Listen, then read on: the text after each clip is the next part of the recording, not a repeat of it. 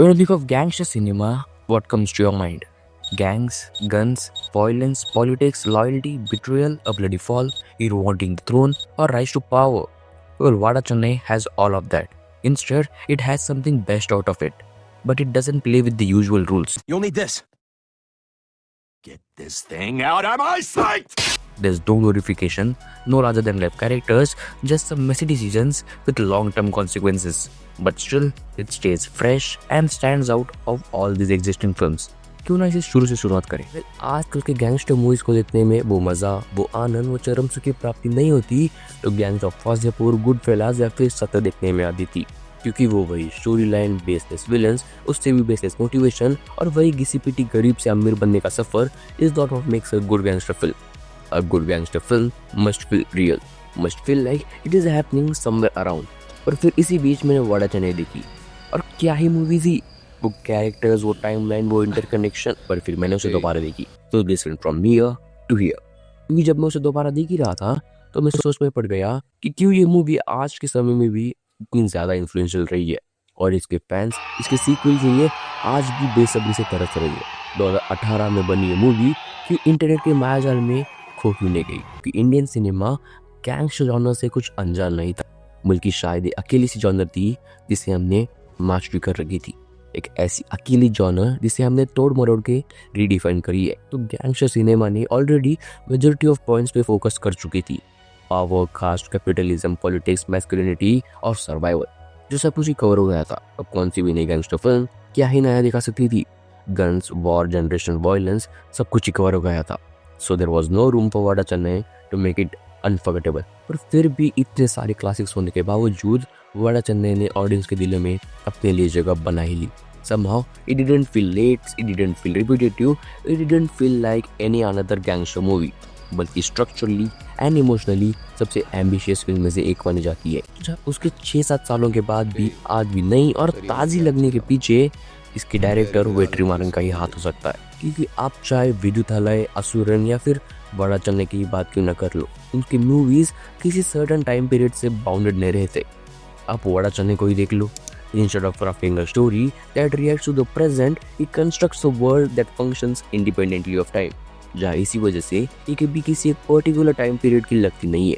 ऐसा लगता है कि ये किसी बड़े लंबी कहानी की एक छोटा सा पार्ट है. और इसे और इंटेंस बनाती है इसकी स्टोरी लाइन, क्योंकि जहाँ वाड़ा चेन्नई वही टिपिकल स्टोरी लाइन को ना चुनते हुए कुछ अलग खेल जाती है, जो इस गैंगस्टर जॉनर के होने के बावजूद वही टिपिकल राइज एंड फॉल को ना दिखाते हुए कुछ अलग दिखाती है. कहानी अपने प्रोटैगनिस्ट के अराउंड नहीं घूमती और it refuses to make one man bigger in the world around him, क्योंकि most of the gangster films follow the same trajectory. Satya is about a man pulled into system and crushed by it. Gangs of Wasseypur is about inheritance, violence passed down like property generation after generation. मैं इसे ये नहीं कह रहा कि ये कहानियाँ अच्छी नहीं है या फिर मुझे पसंद नहीं है.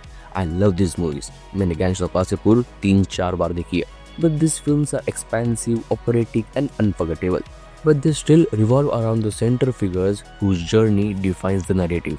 Vada Chennai does something far more unsettling. यह कहानी सिर्फ एक पर्टिकुलर किरदार के अराउंड नहीं घूमती और ना ही किसी गैंग के around. It is a story about how an environment manufactures people slowly, silently and inevitably. जहाँ आप इसकी शुरुआत की बात क्यों ना कर लो, मेजॉरिटी ऑफ मूवीज में कहानी शुरू से दिखाई जाती है एक बेसिक स्ट्रक्चर के साथ कि setup, confrontation and resolution.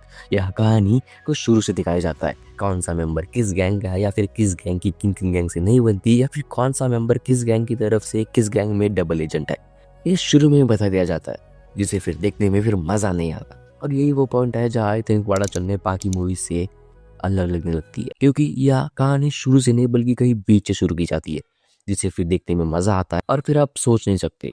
Then you just end up with the flow. जहाँ अगर इसी कहानी के बारे में बात करें तो पहली बार देखने में ये कहानी अनबू की लगती है, यानी अपने धनुष की लगती है. The story goes way deeper than this. कहानी चेन्नई की और पावर सिस्टम की लगने लगती है कि हाउ एनवायरनमेंट चेंजेस यू, और फ्रैक्चर टाइमलाइन में कुछ ऐसी चीज़ें हैं जो इसे गुड से बेस्ट बना देती है. जब बात अगर इसकी कहानी तक पहुंची गई है तो the writing deserve special praise because Vada Chennai understand something most gangster films struggle with. Politics is not a backdrop, it is the story.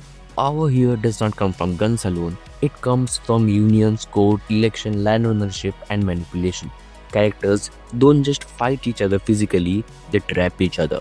जो आई थिंक आपको मेरी इस वीडियो से वाड़ा चलने की सीरियसनेस या फिर गोटनेस की झलक नहीं मिल रही होगी, इसलिए मैं आपको इसकी कहानी भी एक्सप्लेन करना चाहता था।